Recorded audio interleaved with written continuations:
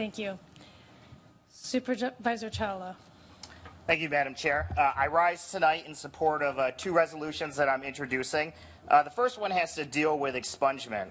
An estimated 1.4 million individuals in Wisconsin have criminal histories, and this creates a lot of barriers to employment and housing. And the purpose of expungement is to clean and correct these criminal histories with approval from the court, so these cases are sealed from public access. Now, in Wisconsin, we have some of the most restrictive expungement laws. Approval has to be made at sentencing.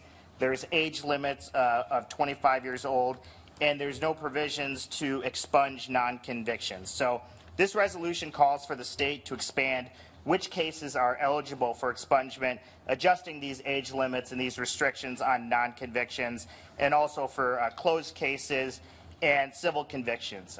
As part of my day job, I work in information sharing, particularly in public safety and justice, and we've seen states all across the country doing this. Two states I'm working with right now are California and Oklahoma, and they couldn't be different in populations, perspectives, and geography. So we're seeing a lot of momentum, bipartisan, across the country for this. Now, just having expungement laws expanded alone isn't sufficient. We also need to work on the implementation. Right here on our county board, Supervisor Stubbs in our last budget cycle proposed money so we could do expungement clinics here locally, and we need to expand the funding for those across the state. And in addition to that, I believe we have to notify those who are eligible. As we see the racial disparities that we have across the state, and we were just reminded of those recently in a report that just came out, having better expungement laws will help reintegrate some of our neighbors into society and will help close some of those racial disparities that we see. The second resolution I'm introducing tonight is I'm on the Arts and Cultural Affairs Commission, and we want to revive a grant program in honor of Lizel Blockstein.